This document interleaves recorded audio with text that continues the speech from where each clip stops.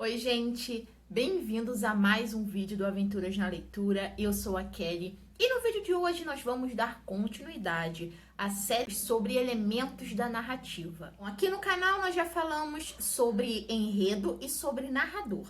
E hoje, então, nós vamos falar sobre um dos elementos mais importantes, que é o personagem, os personagens. Lembrando que os vídeos que eu fiz aqui para o canal sobre enredo e sobre narrador, vou deixar linkado nos cards e na descrição. A ideia para esses vídeos, para essa série de vídeos de elementos da narrativa, surgiu após a leitura do livro Como Analisar Narrativas, da Cândida Vilares Gancho. Esse livro serviu como base para a minha pesquisa sobre esses elementos narrativos. E o objetivo, então, desse vídeo, dessa série de vídeos, é falar sobre os elementos da narrativa, ajudar você a identificar esses elementos durante a sua leitura, de uma forma bem simples e bem didática. Então vamos começar o vídeo de hoje falando sobre personagens. A Cândida Vilares fala uma questão muito interessante no livro, que os personagens sempre são invenções, mesmo quando eles são baseados em pessoas reais.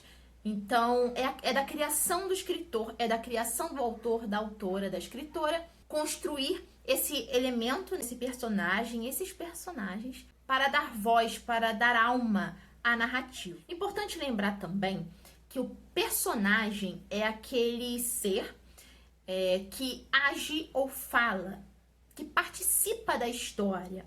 Então, quando determinado personagem da história menciona, cita alguém que não está mais na história, que essa pessoa que ele citou, esse ser que ele citou, não passa de uma citação, ele não vai ser personagem. Isso é importante para a gente lembrar na hora de contabilizar os personagens de uma narrativa. Bom, e os personagens podem ser classificados de diferentes formas. E nós vamos comentar agora algumas dessas classificações aqui. Quanto ao papel desempenhado no enredo, o personagem pode ser protagonista, que eu acho que a gente já conhece bastante, é o personagem principal. Então, dentro do protagonista, nós temos duas classificações. O protagonista pode ser o herói ou ele pode ser o anti-herói. Na nossa mente, né, aquele que salva é o melhor de todos, né? É o que é superior aos demais personagens ali da história, aos demais personagens do seu grupo. Então ele tem características superiores aos demais. Dois exemplos de herói da literatura, eu vejo muito a Morgana das Brumas de Avalon como heroína.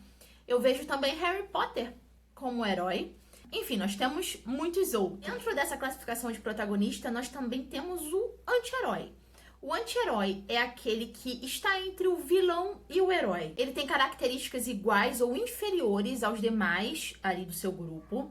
Então, algumas vezes a gente vai ver suas atitudes positivas e suas atitudes negativas, diferente do herói, onde a gente só vê atitudes positivas. Então, o anti-herói, ele vai estar ali entre o vilão e o herói. Que esse debate, essa classificação, essa definição de herói e anti-herói, ela é muito profunda, tá?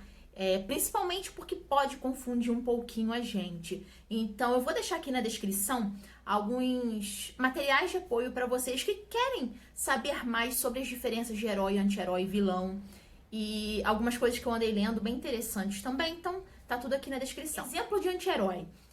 Eu vejo muito Raskolnikov, do Crime e Castigo, protagonista de Crime e Castigo, como anti-herói, né? Ele tem características inferiores a alguns personagens, ele comete crimes, mas ele também demonstra sentimentos positivos, sentimentos bons, como o amor, por exemplo, em relação à sua mãe e à sua irmã, cuidado, né, com elas, enfim. Outro anti-herói também que eu vejo bastante na literatura, de acordo com o que eu li, é o Gatsby, do Grande Gatsby. Então, agindo às vezes com soberba. A gente vê também um Gatsby romântico, um Gatsby apaixonado. Também entraria aí no anti-herói. E por fim, um que eu acho que merece até uma maior análise é o Monstro de Frankenstein. Eu não vejo o Monstro de Frankenstein, da Mary Shelley, como um vilão. Eu vejo, na real, o verdadeiro vilão de Frankenstein, o próprio Victor Frankenstein.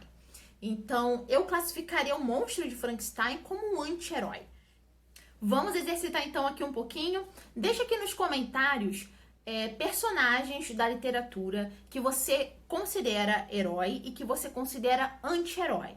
E deixa aqui o nome do personagem e o livro a qual ele está inserido. Ainda quanto ao papel desempenhado no enredo, o personagem pode ser o antagonista, que é o famoso vilão. É aquele ser que a gente vê muita maldade nele, comete atitudes errôneas, atitudes ruins, e é totalmente o oposto do protagonista, né? Exemplos aí na literatura, lembrando de Harry Potter um pouquinho também, eu cheguei a assistir alguns filmes, então fica mais fácil.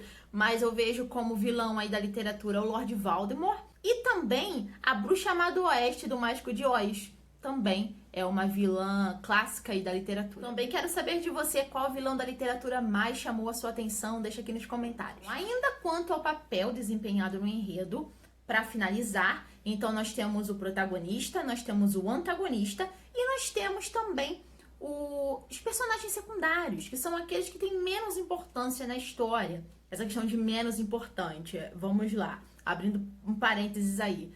Não que ele não tenha relevância, tá? Mas que ele tenha uma participação menor ou com menos frequência no enredo. Nós chegamos a mais um tipo de classificação dos personagens, que é quanto à caracterização. Nós temos os personagens planos, que são aqueles personagens com um número pequeno de atributos, que são pouco complexos. E dentro ainda desses personagens planos, nós temos outras classificações, nós temos subcategorias. Bom, nós temos os tipos, sim, tipos, que são os personagens com características invariáveis, típicas. Por exemplo, o jornalista, a dona de casa, a professora. Como eles estão dentro dos personagens planos, que são esses que são pouco complexos, né? São pouco mencionados, talvez também, pouco trabalhados no enredo, nós temos então o tipo. E o tipo mais famoso da literatura, de acordo com a Cândida Vilares Gancho, é o sertanejo. Então nós temos aí esse personagem, realmente, se a gente para pra pensar, ele é bem comum na nossa literatura. E ainda dentro dos personagens planos, nós temos a subcategoria caricatura, que são os personagens conhecidos por suas características fixas e ridículas. Ou seja, são personagens comuns em histórias de humor. Após, então, nós falarmos sobre os personagens planos, nós temos personagens redondos. Bom, sendo os planos pouco complexos, os redondos serão mais complexos. E eles têm uma variedade bem maior de características que a gente vai conversar agora sobre elas. São 5 características aí elencadas pela Cândida Vilares. A primeira são as características físicas, corpo, voz, gestos. A segunda são as características psicológicas, onde são analisadas as personalidades, os estados de espírito. Depois nós temos as características sociais, profissão, classe social, atividades sociais. Depois nós temos as características ideológicas, onde nós analisamos o modo de pensar do personagem, sua filosofia de vida, suas opções políticas, religião. E por fim, as características morais, se o personagem é bom ou ruim, se ele é honesto ou desonesto, ou seja, um julgamento que a gente faz do personagem. Acho que essa também ficou bem fácil, né, de classificarmos os personagens. Vai muito além do protagonista e do antagonista. Nós temos, como a gente viu aí, os personagens planos, os personagens secundários, os personagens redondos e por aí vai. Então acho que é interessante a gente conhecer essas outras classificações dos personagens. Espero que vocês tenham gostado do vídeo. Lembrem de curtir, se inscrever no canal e de me acompanhar nas redes sociais. A gente se vê na próxima. Até lá. Tchau, tchau.